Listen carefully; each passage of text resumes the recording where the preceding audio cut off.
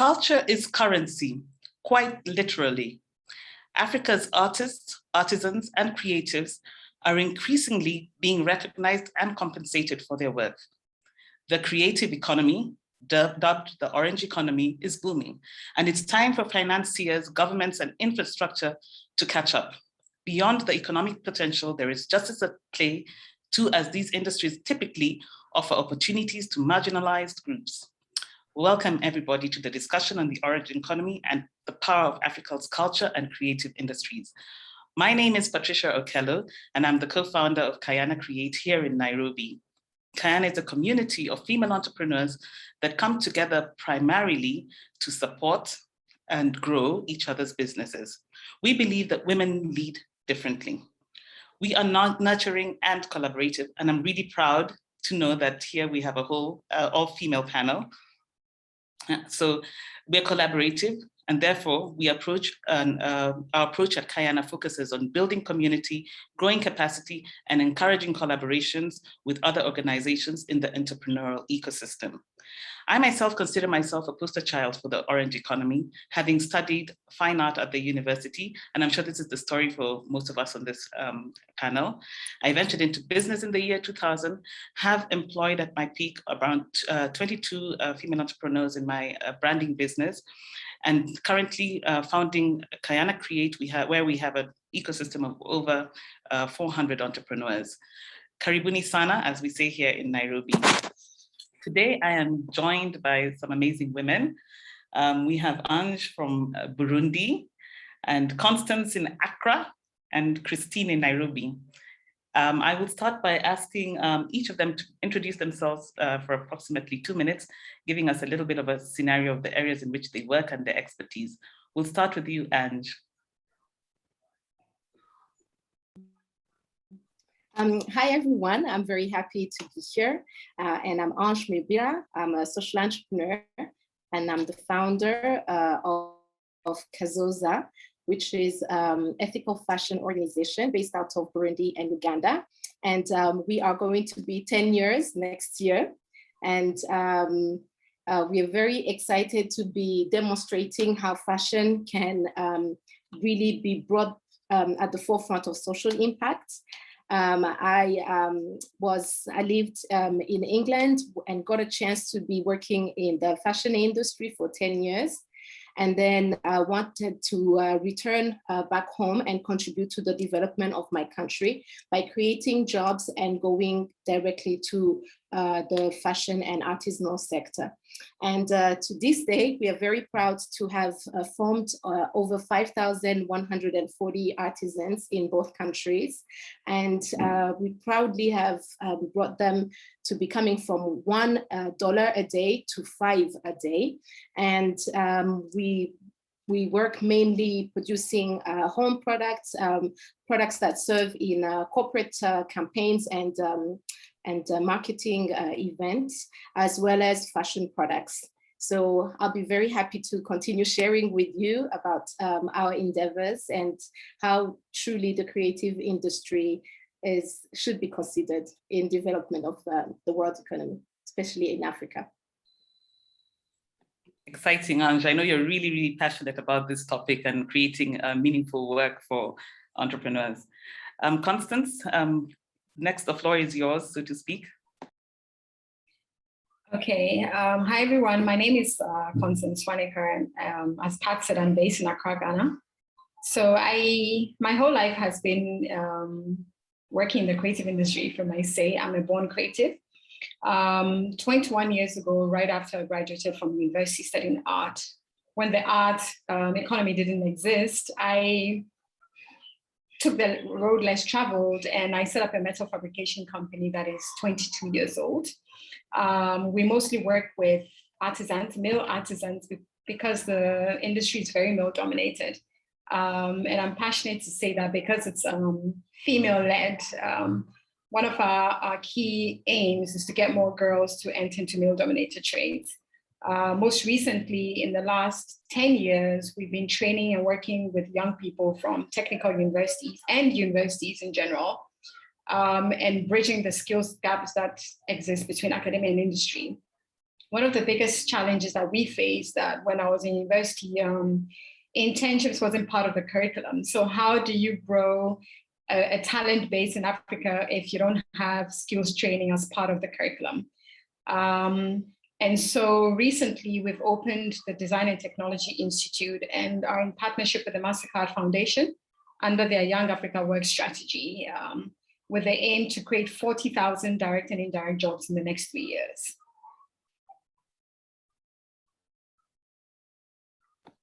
You've been very modest with your accomplishments, but we'll come to that as we have our conversations, because I know your business, Accents and Artisans, has done amazing work within around functional art, and that's a good part of the conversation we're going to have.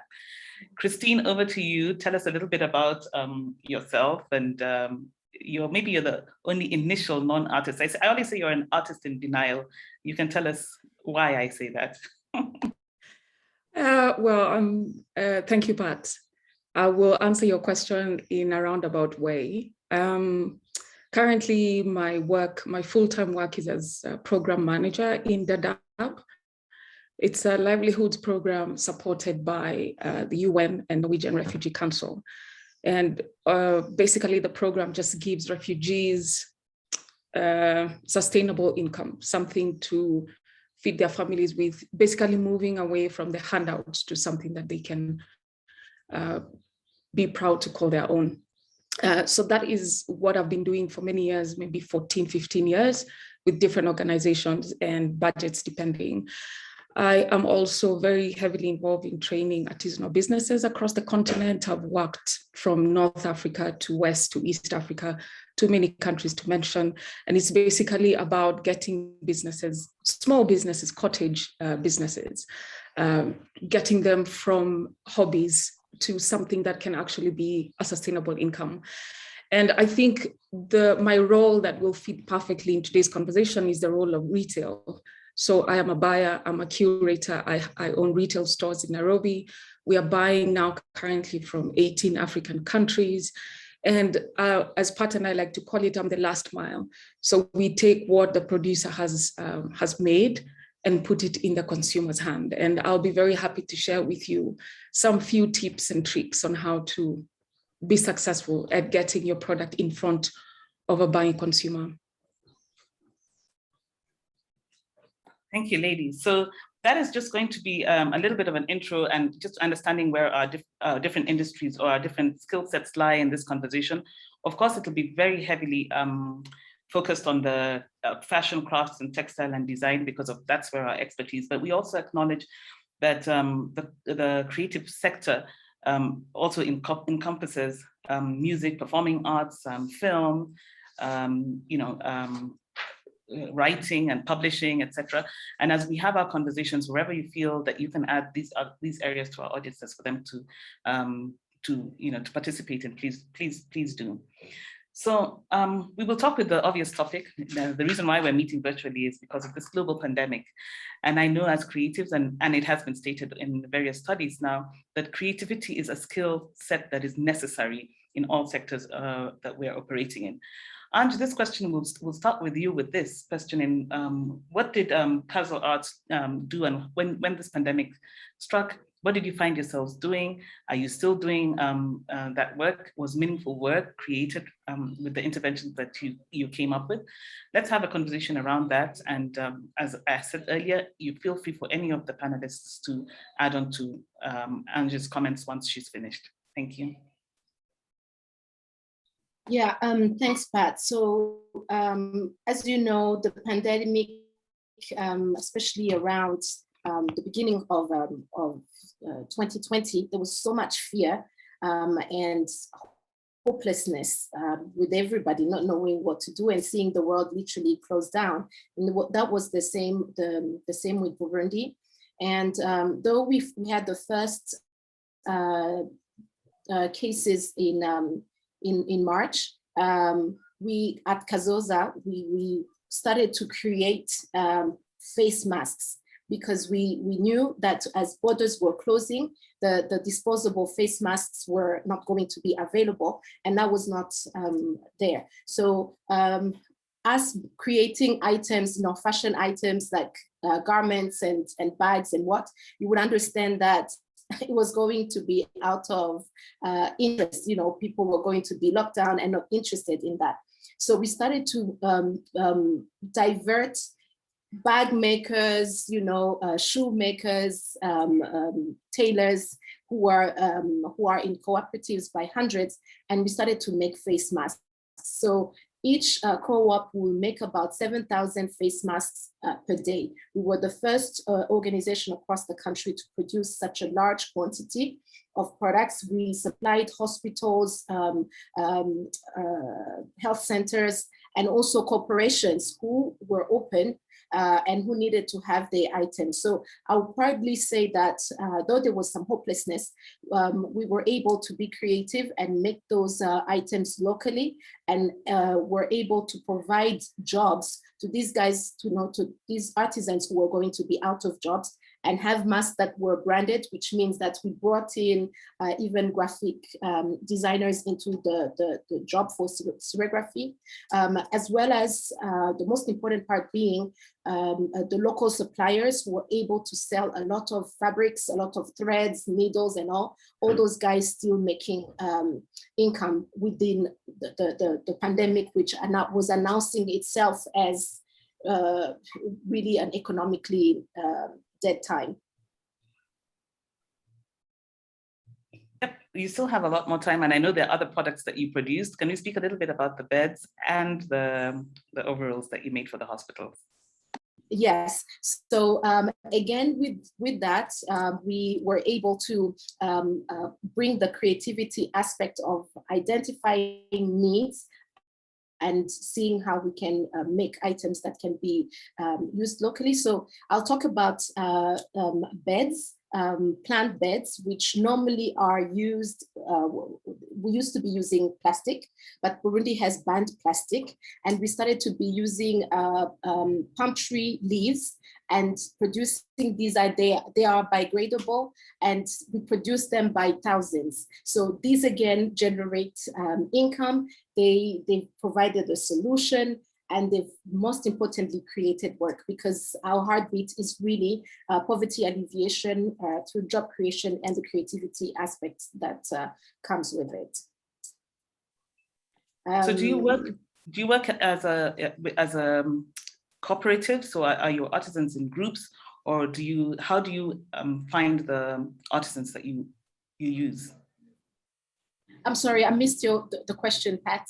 Sorry, I'm asking you do you work as cooperatives or groups, or how do you source these individual artisans in the work you do? Did you need to train them, for example? Yeah, okay, so thanks for the question. So we are a hybrid organization. So there's a nonprofit wing, which now goes to communities and get either women or youth, and then we put them in groups. And then we train them with the vocational skills that we've identified a market for, as well as giving them the financial literacy to be able to manage their funds to respond to the social development goals. And our goal is to target 12 of the 17. And then we have Kaz'O'zah Art, which is a social enterprise, and that's the one that will look for local and international market, give job opportunities to the cooperatives that we have trained. So both organizations work hand in hand. Thank you so much for that. And I know we'll zero in a little bit more on the details of how you operate. The creative economy is the fastest growing sector globally. In fact, it's said to be growing between 3 to 6% of the global economy. This offers opportunities for Africa in job creation, creating impact and economic growth. Constance, you built a successful business and employed many artisans at Accents and Arts. Share with us how this has led you to establish DTI and the role you are playing in establishing the creative economy as an industry not to be ignored in Ghana and beyond. Thank you, Pat. So as I said, my work in the last 22 years almost, has been working on major projects. So a lot of the very high-end projects, hotel projects and industrial projects, very high homes, high-end homes. I would say that most of our clients are the top 10% corporates in this country. One of the biggest challenges that I came across when we were working was that a lot of the artisans were actually imported artisans. So you're working on projects and you find that you're working alongside a Spanish tiler or an Italian tiler. And I thought there was something wrong with the ecosystem. And so that began really my advocacy for the need for precision quality. Because what I realized was a big problem was the issue of precision and quality. Because we're working with very discerning clients who are paying top dollar and so demanded quality. And so one of the big things that set us apart were the two keywords. And so that began my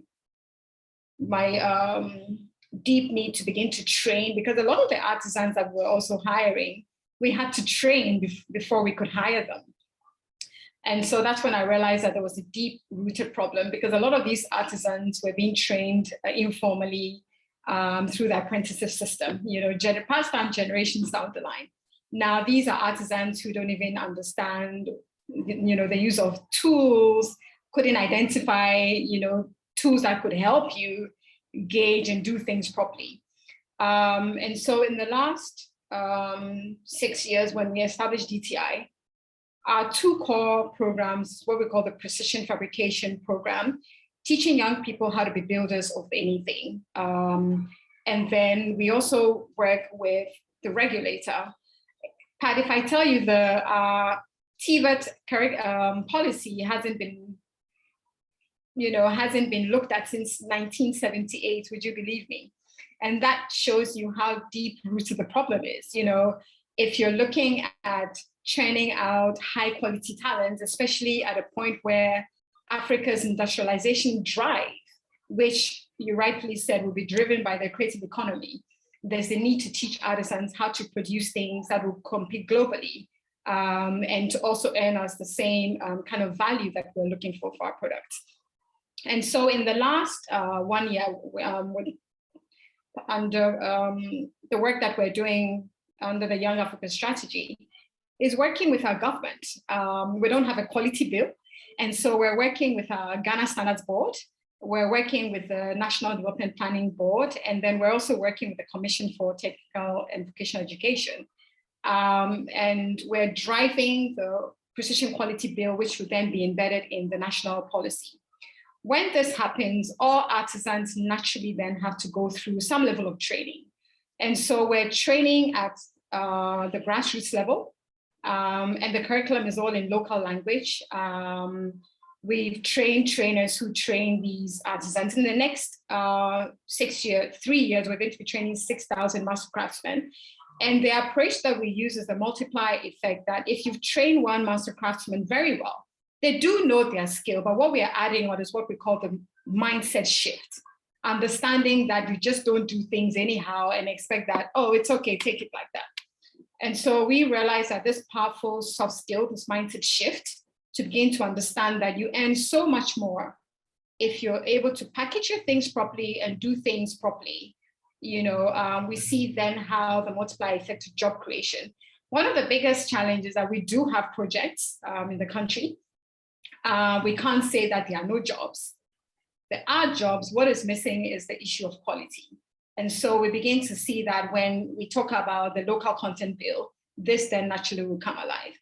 We see that the oil and gas sector then would stop importing welders in.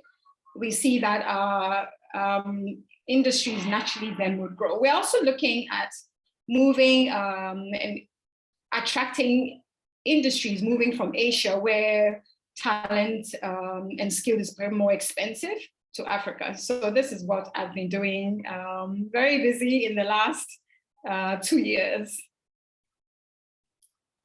But it's amazing to see it go full circle. I mean, from my earlier conversations that we've had, and just seeing, this dream and realization that yes, Africa can produce quality products, and as we begin to standardize and replicate the work we do, of course, we'll see a lot more creativity as well coming out of it. Here in Kenya, there was within the construction industry, so around SMEs, we do have also a very vibrant iron making, kind of like sector. And last year, or was it the year before, the president, instructed that some of the contractors that are importing a lot of the labor must use local talent. And what came up was the issues of standardization and quality as well, as an excuse as to why we're not, why we have to import like these things like welding, for example. So certainly the work BTI Africa is doing, and I'm hoping you're going to be branching into Kenya soon, is really needed. And this is a great way to segue into our conversation with Christine, who's really the man on the ground, where, and I just set some statistics here, between 2002 and 2015, the size of the international market for creative goods doubled to over $509 billion US. In particular, developing countries distributed at 45% of international trade and cultural goods. That's in 2014, compared to 25% in 2005. Christine, this is something that you know all too well and speak about clearly. I would love you to, as you weave in your own conversations around, what happens on the ground. It's good to see the stats, but what's happening on the ground, and some of the comments that Constance made around quality and replication, etc., especially around the industry you're in. I'd love to hear your comments. Yeah, I mean, I just love what Constance was saying, because this whole conversation around quality control, the whole conversation about standardization is a big one.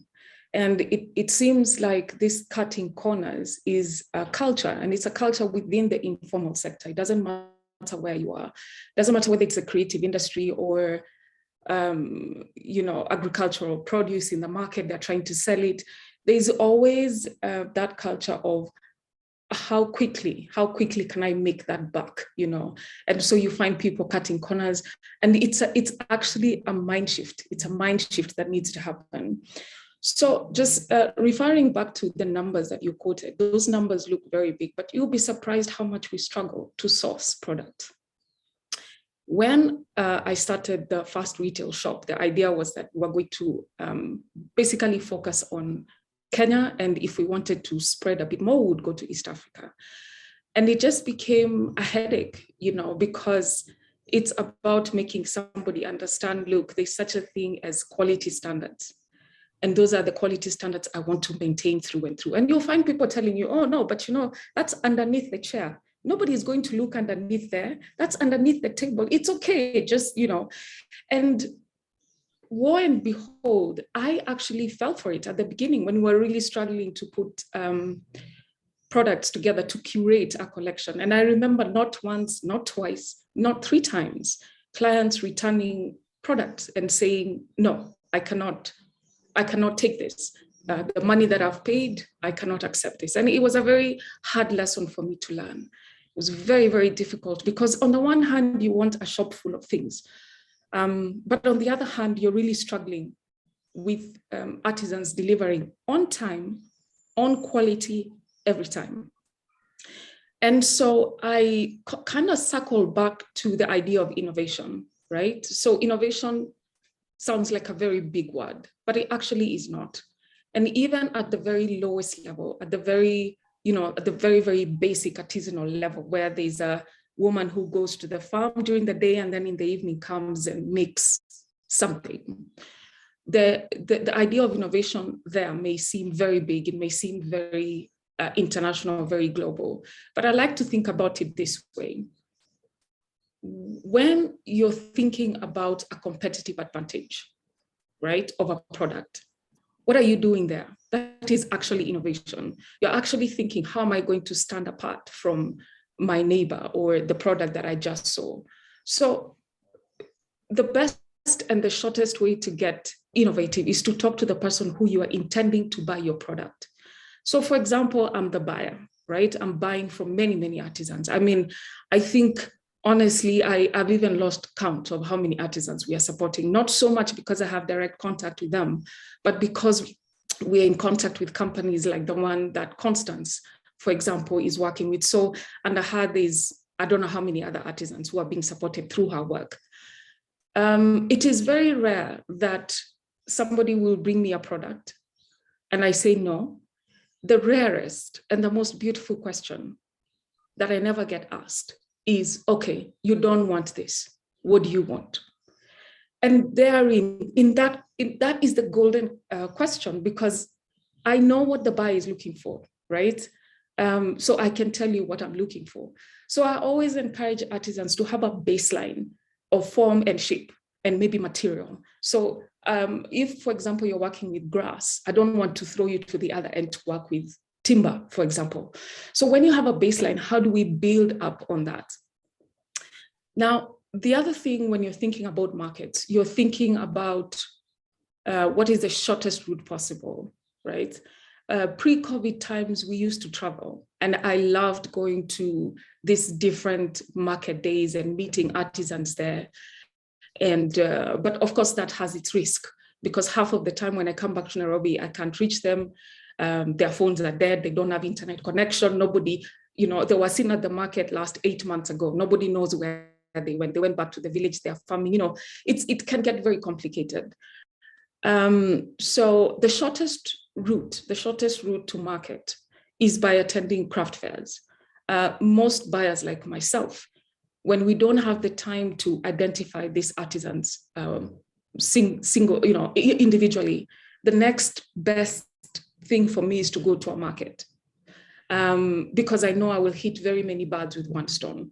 So when you have a buyer like me, I don't buy massive amounts, but I do buy a considerable amount, and I'm committed to only trading within the African continent.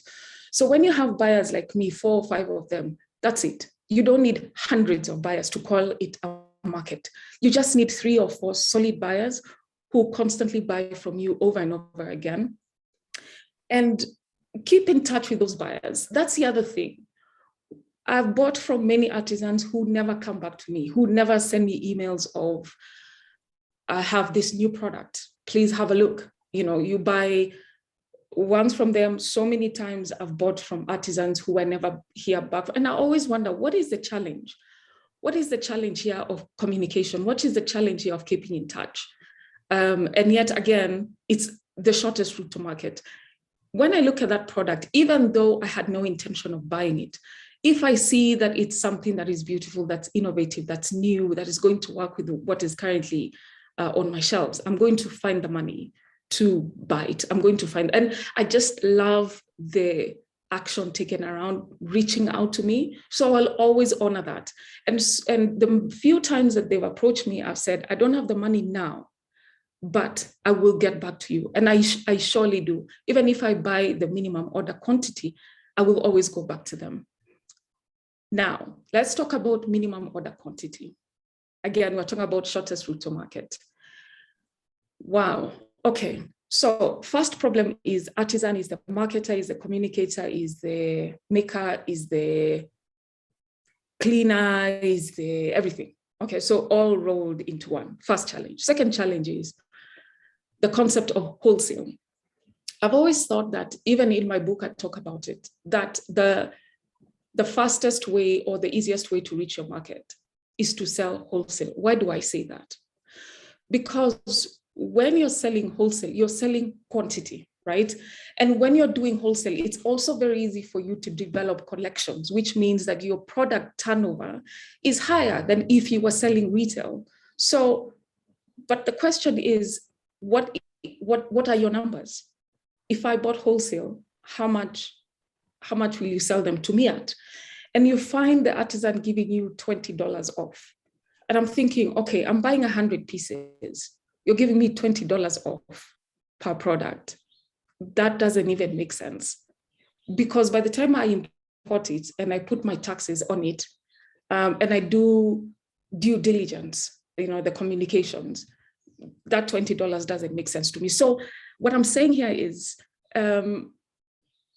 find out what your wholesale numbers are. Find out what the numbers are, because that's the only way to attract a buyer like myself. And even when you find the numbers, put them in a way that is appealing to me, because I am drowning in emails. My inbox is chock full of images attached. Hello, I'm writing to you from Nigeria. Please see images attached, nothing else, right? All it takes is a very simple PDF document, right? Nicely put together. This is what I'm developing this time around. These are the prices. Looking forward to hear from you. And I will always respond to an email like that. So just to sort of come back to where I started, what I'm saying is it's not that crazy to get to market. It seems, and I've traveled a lot and I've trained a lot, both locally within the region, within the continent, and in Europe.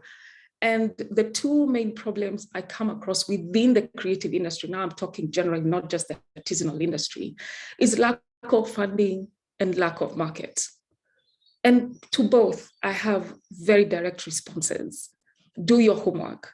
I'm a buyer, I'm the market. I'm telling you, I don't have enough product. And I have the money, but I'm looking for product. I'm always looking for new product. Thanks, Pat. I hope I haven't gotten carried away with my passion.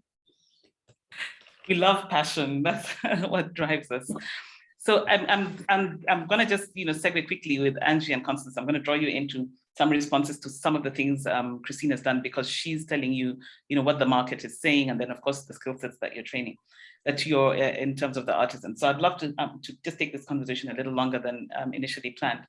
But certainly I agree with you, Christine. Even we at Kayana, we have, there's a real need. People always ask for markets, access to market. And I believe access to markets will then draw the desire for funding. We're not even going to talk about funding for small and micro women-owned businesses. We're just talking in general. And consistently, what comes back is the consistency in what is being offered, be it a service, be it a product. It's boring, work is boring, and we creatives want to be inspired. So, but that consistency, what we're delivering to the market sometimes is the thing that hinders us from success. So Ange, I'm going to draw you in because I know you work with the exact communities that Christine is talking about, and I know you have also had your own experience in bringing product to market. How do you, where do you feel the solution lies, with this conversation really about creating meaningful work and meaningful employment within the creative space? Yeah, I'm so enjoying this conversation, and I'm so glad that we are sharing this to the wider public, because there's one thing I would like to start with, being that as you just said it, Pat, people who like to create love to create. I don't think they like to deal with numbers of fixing prices and or writing, words like emails, or even doing a PDF or what. I mean, it is what it is. And at Kaz'O'zah here, we've tried to find a solution to that, because it is the common problem. We've done a program which we call the Fashion Management Academy, and whereby we recruit university students who can serve as business support, and we to the cooperatives. And the price or the pay is included in each product, and they help the artisans with the marketing and sales, with the finance, fixing prices and everything, and logistics, and whatever is necessary to make an item be marketable and relevant. And also, we've noticed that has been a tremendous help, because then the artisans will focus at the production level and do what they're good at without having a complex of not being up to the task, because again, that is a reality that they have. And currently, what we started to introduce, to at least not keep them at the level that they are at, and show them what is up to, what's happening in the world, to step up the notch. We've really started to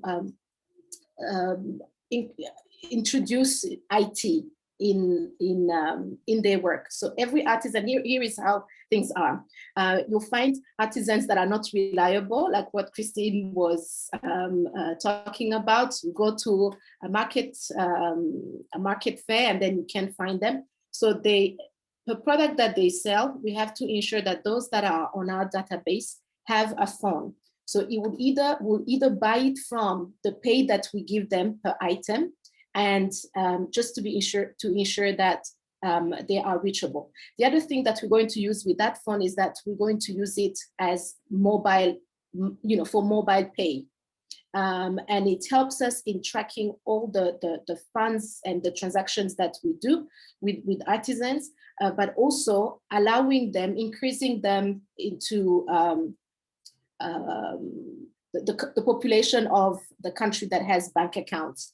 When we started this work, the only percentage that we were hearing from the central bank was that only 12% of Burundians have a bank account. But with this that we've started with all our artisans, data is not always updated, but we know that we've contributed in really formalizing these artisans. And also when it comes to being relevant to the needs of the market, we started to be doing conversations with clients with WhatsApp, so we'll show a client, raw material which is available and different designs, and try and select something directly and have something which is kind of like custom made. So I would say that the increase or the development is a bit slow compared to the developed countries, but I remain with a lot of hope, because I know that countries like countries in Europe started the industrialization a long time ago, and we cannot be comparing ourselves, with them where they are. But I'm very grateful for the growth, and we'll definitely be able to please wholesale buyers like Christine by following these type of things. So in conclusion, I would say that involving a community, like young people who are university graduates who have certain standards, to be working with artisans to merge the two needs is a solution that we've taken. Okay, super. I'm just reading that we're being asked to slow down. I think when we talk about things that we're extremely passionate about, then we tend to talk really quickly. But I just want to segue into, the conversations. And this is, Africa was once known as the dark continent. So, is this the culture that we're reinforcing by the inconsistency in the work that we're delivering? And the reality is we're now a global village. So I think the excuses around inconsistency in products is going to have to be a thing of the past. I know, Constance, you're really passionate around this topic, so I just want you to add on to some of the comments that Ange and Constance and Christine has said around, consistency being the real currency when it comes to the creative economy. Yeah. So to add on to what the other ladies have said, for me, that was what sets us apart. And coming from a background that I did, where, you're coming with a certain level of finesse and exposure and sophistication, it was very easy for me to see that the missing gap stemmed from the artisans that I was working with. So it was just very easy for me to coin these two keywords. Now, you'll be excited to know that recently the Africa Free Continental Free Trade Area has set up the Africa Standards Board in June this year, which is headed by a Ghanaian who is the Director General of the Ghana Standards Board in Ghana.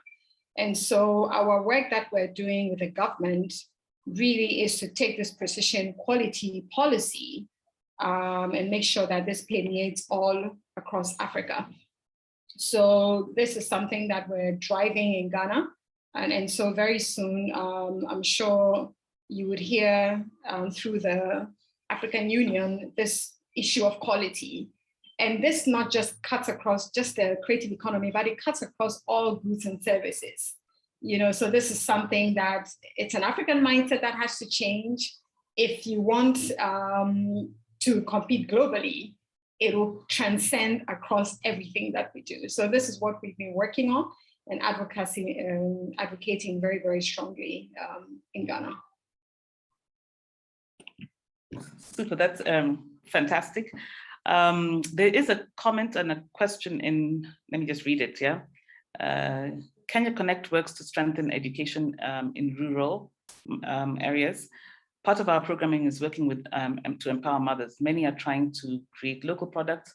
How do we connect them with markets and provide them with guidance? So it seems like a Christine question, but I think this is something that we can all contribute towards this. I think we've already talked about standardizing the work. I think we need to talk around communications and speed of response as well. I think Christine, you've touched on that. What would you advise Sharon Runge? Yeah, advise Sharon as well as anyone else, especially artisans who are working solo.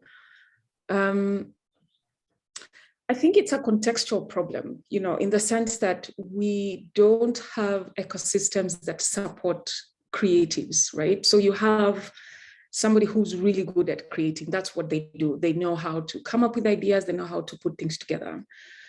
But then as long as we don't have a support structure, whether it's connecting to markets, whether it's doing the numbers, whether it's packaging, whether it's quality control, we will have this issue. It's something that we will keep talking about over and over again. And it is, of course, a direct result of our education system, because I remember when I was in school, being an artistic manager was never an option. I mean, even just the word art, you want to do what? You might as well just go on the streets and be homeless already, And what would be really interesting is, because I feel very strongly about this, that what is going to take us from 0 to 100 is putting those structures in place. And what Constance and Ange are doing are putting those structures in place, structures at the policy level, but also at the operational level, so that you find an artisan does what an artisan does. They go to a technical school, but then they don't have to worry about how they're going to get the product to market, because now Ange comes in. And with Ange, she has her own team of people who will figure out the packaging, they'll figure out the pricing, they'll figure out, all of the things that are necessary for this artisan to be able to compete at a global level. And then they will meet me, who is the buyer, who is going to take them to not just regional markets, but also global markets. And so it's that connecting those dots. But beyond connecting those dots, actually training people who are qualified to sit in those dots as a full-time career. I don't think I've ever met somebody. Well, I think I've met a talent manager in modeling and acting maybe. But the reason why some of these acts are global phenomenons, people like, I don't know, I'll think maybe Beyonce, for example. The reason why she's a global phenomenon, even if you go to Cambodia or some little town somewhere, they probably know who she is. Or Will Smith. I was watching an interview where he was being asked, do you ever go to any part of the world and people don't recognize you? And he said that it's very rare. And he gave the example of when he was filming Muhammad Ali. And he was running, just before the shoot, and he was running somewhere in the village. And the lady was washing clothes on a big stone, and she turned to him and she said, Big Willie. Okay, so meaning to say that it's very rare that he goes to places and he's not recognized. So the reason why these artists are global phenomenons are because they have support structures around them.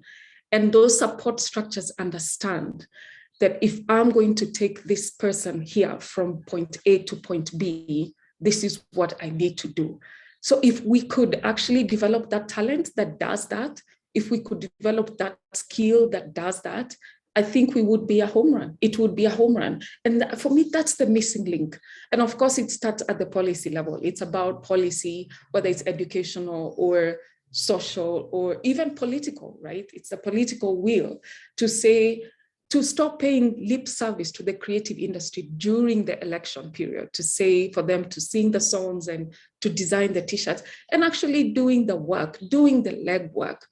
Oh my God, I long for a presidential candidate who, or even a president in any part of the world, that will actually put their money where their mouth is. And that is because once they do that and we have a template with which to follow, then it's easy enough for us to do that. Yeah, that's excellent. As we move towards the end of our conversation here, I would love us to talk a little bit about when it comes to the entertainment industry. I have some stats actually here in front of me that says Nollywood, for example, is the largest employer after agriculture in Nigeria, employing over 300,000, creating over 300,000 jobs. This is also speaking around what you've spoken about, Christine, around allied businesses that are supporting, the ecosystem and the skill sets within that industry. I'd like, and just the use of technology, how television with the YouTube and having content creators creating their own content and the impact that's having on the culture. There's just a show that has just been released, I think, on Netflix, which is a Nigerian program around, finance and education, and it was trending in Africa as #1. So there is a lot of, impact that film and television can have around the creative industry and on just understanding the culture that is Africa. I'd just like all of us to just have maybe 2 or 3 minutes of what's happening in your own countries around that is interesting for the rest of the continent to know around film and television. We can start with you, Ange, and then Constance and Christine will close with you. Yeah, so what we've been doing has been really lobbying with, let's say, with film in the film industry or singers to be wearing our products or sets, television sets to be set up with our own products instead of importing items. And that has been tremendous to us in adding validation to the work that we do, because once a product has been worn by a celebrity or has been used in let's say in a movie or something, it really step up the notch or add validation to the work being done. So it's for us, what we see is that once that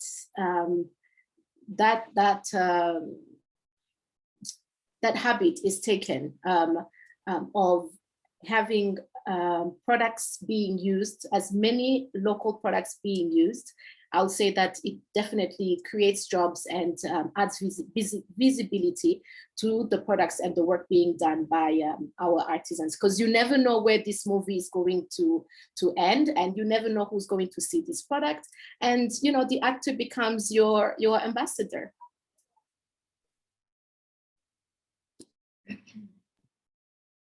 Constance, maybe you can add something to that. What's happening in Ghana? I think for us here, one of the biggest things is Afrobeats. I mean, anytime you hear Afrobeats, it's either a Nigerian musician or a Ghanaian musician, and you see a lot of cross-fertilization of our music.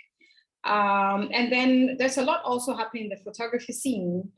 DSTV also is buying a lot of content, so we have some very good new movie directors here who are all aiming to sell to DSTV and Netflix. Netflix is also buying a lot of African content. And I think all this is also fueled by the power of social media. Young people are posting all sort of beats and are doing all sort of things. So I see that there's a growing underground of all these creatives, and the art scene is also really picking up. So it's very interesting to see that my son is now collecting art at 22, 23. And they're all going to art exhibitions, and they're all, want to be creatives, aspirational collectors, which is a good sign.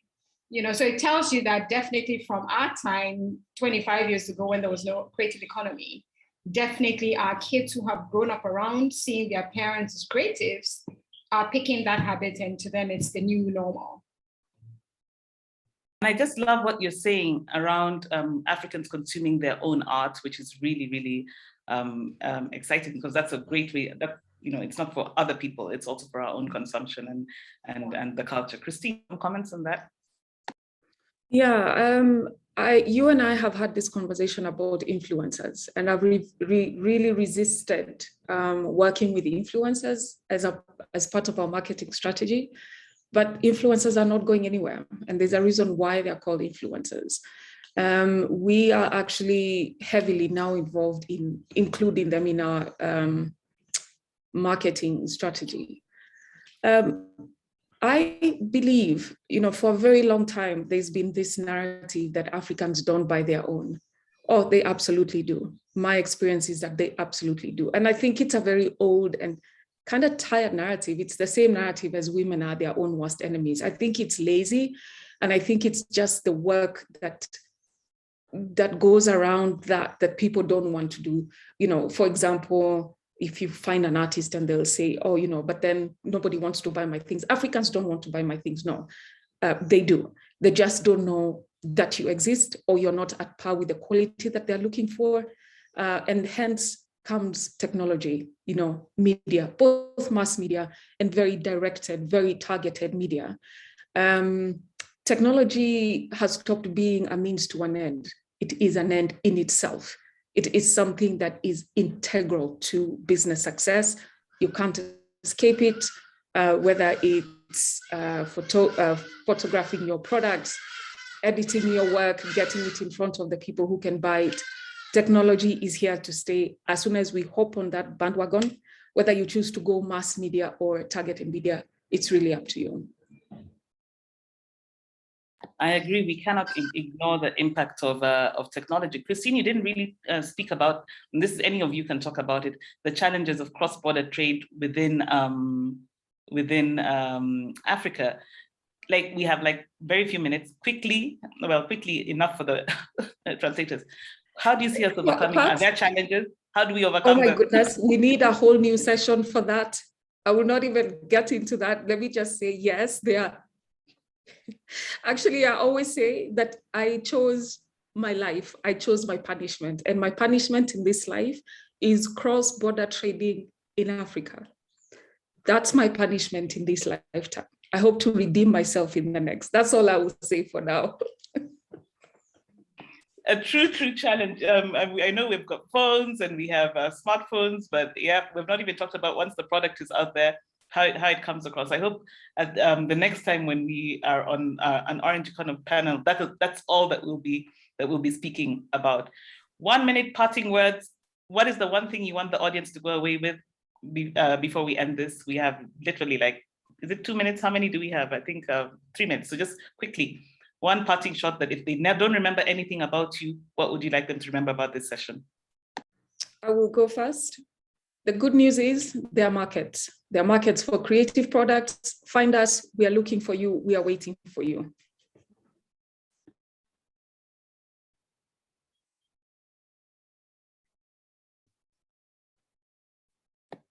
Constance, you look ready to say something. I think for me, one thing that I would say is that there are discerning clients. There's a growing middle and upper income bracket who are looking for really high-end things. The beauty about the African brand in Ghana, for instance, we don't wear Western clothes. And so we have a growing fashion scene, beautiful things coming out of Africa, and the issue of quality. You know, if you're going to be paying top dollar, then we do expect that, you know, we're expecting quality. So just to encourage our listeners out there that, you know, how do we work closely with our artisans, that if, you know, don't talk down on them, but just point things out to them that, look at what I just bought from overseas. You know, you can also do equally the same. And I believe that, you know, in a shorter than we realize, would also be competing on the high streets of Europe and, you know, as well. I think Ghana has been great in exporting great talent, especially to the US. I loved, I really followed the year of return. It was just so exciting. And unfortunately, I was able to travel there. But I think that's a whole session in itself, and how we can use, the creative industry used advertising to draw, international audience, when it came to the year of return. Fantastic, I think, things happening out of Accra, definitely around fashion, around film, around marketing as well. Great things happening out of there. Ange, would you like to give us a little bit about, the last few comments that you'd like to leave us with? Yeah, the last comment is the challenge that I like to give to corporate companies in Burundi. And I ask them, whenever there's an event or whenever there's a campaign, how many products are bought locally, because there's a lot of money that's spent in that. And I think that they need to really step up the notch at purchasing local items. That said, though, quality is very much important. And the word that I like to say to our artisans, and which should be really shared across the board, is discipline. We're talking about talent. We're talking about movie actors, Will Smith or Beyonce. I don't know if we can count how many hours those people put into their work, rehearsing choreographies and things like that. And I believe that our artisans should also do the same. And the creative industry should not be as what we tend to be labeled that, when they talk about creative people, it's like we are in a cuckoo land, we are very dreamers and all. And it's like the discipline that goes into having quality products and delivering on time and being really business people should be there. So let's look at the sports industry and be inspired by them. That's what I would say. I so totally agree with you in terms of what you're saying when it comes to talking to corporates. We at Kayana developed a corporate gift box where we insist on putting only made in Kenya products within our boxes, and they're of very high standard as a way of educating that sector, and also giving a steady income to the entrepreneurs, and to the creators. And through that, all the challenges we've spoken about, consistency and being able to deliver, et cetera, have even within, and this is just within Kenya, the challenges of offering corporates, because they don't have the time to come and do quality control checks and make sure you're creating the right thing. Been a real challenge, but the feedback has been absolutely great. So not going for products made out of China, but doing homegrown products here within Kenya, and also within the continent, and surprising them at the quality of the things that are available. So with parting words, the impact of the orange economy is great. This was a session really around products and tangible products that are being produced. And we could go on within different sectors. We have authors here on the call and talking about writing our own books and how we're protecting our products. So there's a lot of conversations that can happen around the space. I just want to thank each and every one of you, Constance, Christine, Ange, for taking part in this conversation, and just being so open in the work that you're doing, and to encourage you to continue doing the work that you're doing and grow the industry. And thank you, Seagull, and everybody who's participated in the chats and the conversations. Let's keep it going and be ambassadors of the orange and creative economy. Thank you very much for having us. Bye-bye. Thank you. Bye-bye. Thank you.